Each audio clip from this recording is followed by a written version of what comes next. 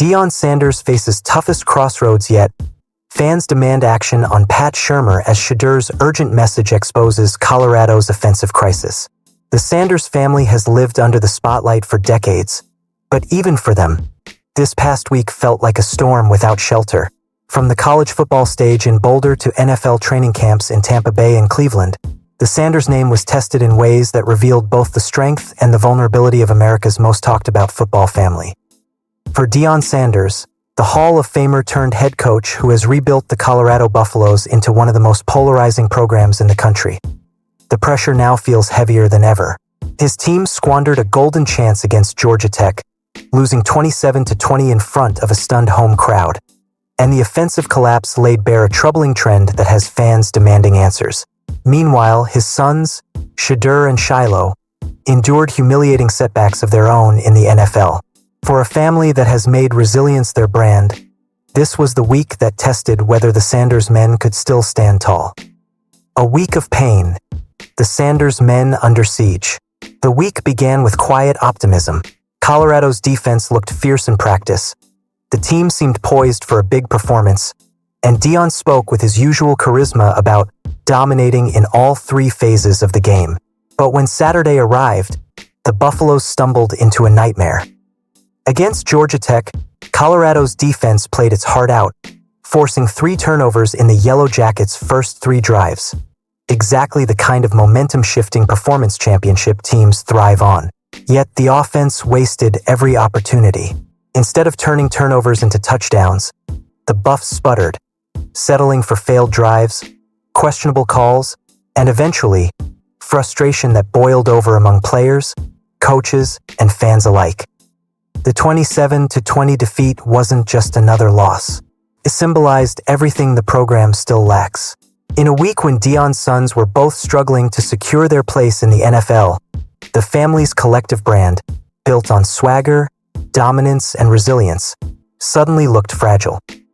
Shiloh Sanders was released by the Tampa Bay Buccaneers after an uninspiring training camp performance that culminated in a disastrous moment. A heated preseason skirmish against the Buffalo Bills where he threw a punch. His fiery competitiveness had finally crossed the line, costing him his roster spot. Shedeur Sanders, once touted as the face of Colorado football, and now a Cleveland Browns rookie, lost the backup quarterback battle to Dillon Gabriel.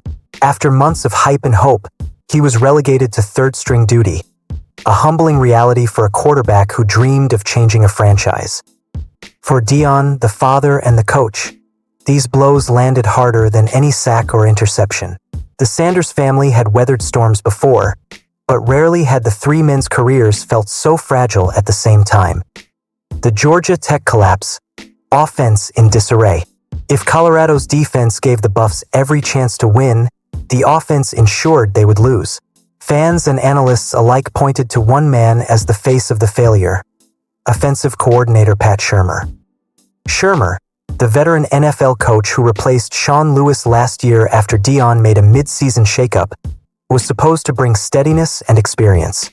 Instead, his play calling against Georgia Tech became the lightning rod for outrage. Kevin Borba of Locked On Buffs voiced what so many Colorado fans were screaming into their televisions. The play calling in certain times, certain periods, it was just like, why? Right? What are we doing here? Borba said, why aren't we being aggressive? We have a chance for a kill shot and we're not taking the kill shot opportunity. The numbers don't lie. With 3 first-half turnovers forced by the defense, Colorado should have jumped ahead by double digits. Instead, they walked away with no momentum. Colorado forced 3 turnovers in Georgia Tech's first 3 drives, Borba emphasized. Colorado, at a minimum, should have had 14 or 10 points. The squandered opportunities didn't just frustrate fans. They raised existential questions about the program's ceiling under Shurmur's leadership. Fans turn up the heat. Is it time for Byron Leftwich? As the offense sputtered, one name began to surface among frustrated fans and media alike: Byron Leftwich. The former NFL quarterback and Super Bowl-winning offensive coordinator with the Tampa Bay Buccaneers currently serves as a volunteer assistant at Colorado, focusing on mentoring quarterbacks. Though his role is technically limited, His resume speaks volumes. He knows how to design explosive passing attacks, he understands situational football, and he has the credibility to command a locker room. Is it time for Byron Leftwich to call plays? Borba asked on his show. It wasn't just speculation. It was the crystallization of a growing belief that Deion Sanders might have to act boldly once again. Deion's history of ruthless decisions. If there's one thing Deion Sanders has proven as a head coach, it's that loyalty never outweighs results. At Jackson State, he cycled through coordinators without hesitation, prioritizing winning above personal relationships. At Colorado, he already made waves last season by demoting Sean Lewis mid-season, a controversial move that shocked many, especially since Lewis had once been hailed as a rising star. Now the tables have turned. Shurmur, who benefited from Lewis' demotion, is himself under fire, and history suggests Sanders won't hesitate to pull the plug again if he believes it's necessary. Before anyone says, "Oh, Deion Sanders isn't going to move on from him," Borba warned, "I hate to break it to you, but Deion Sanders cycled through coordinators at Jackson State. Sean Lewis, now a head coach at San Diego State, was demoted mid-season for Pat Shurmur, by the way, at Colorado. The message is clear.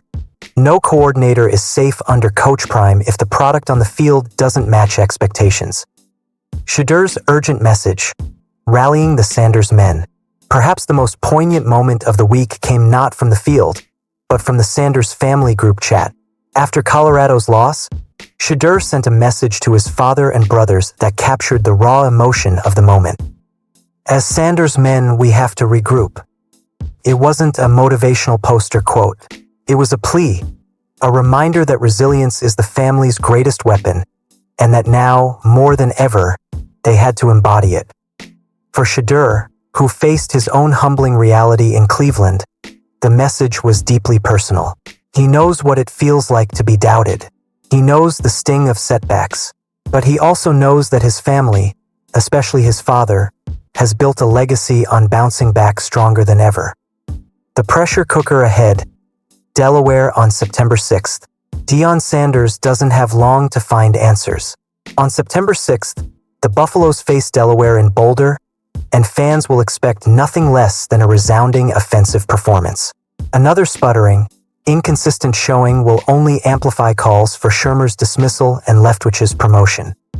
The stakes are bigger than just one game. For Deion, this is about proving that his program isn't just a media sensation but a legitimate contender in the Big 12. For his sons, it's about proving that setbacks don't define them.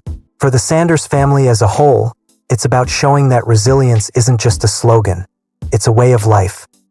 Conclusion: a family, a program, a test of resilience. The Sanders family has always thrived in the spotlight, but this past week reminded everyone that the spotlight cuts both ways. Triumphs are magnified, but so are failures. For Deion Sanders, the decision about Pat Shurmur may be the first great crossroads of his Colorado tenure. Keep faith in a struggling veteran coordinator, or turn to a fresh voice like Byron Leftwich who could inject life into the offense. Whatever he decides, the judgment will define the narrative of this season. For Shedeur and Shiloh, the NFL road just got steeper.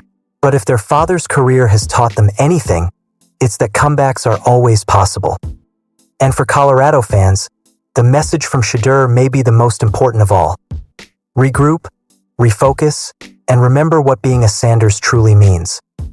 The darkest week may have tested them, but if history is any guide, the Sanders men aren't done yet. In fact, their greatest chapters may still be waiting to be written.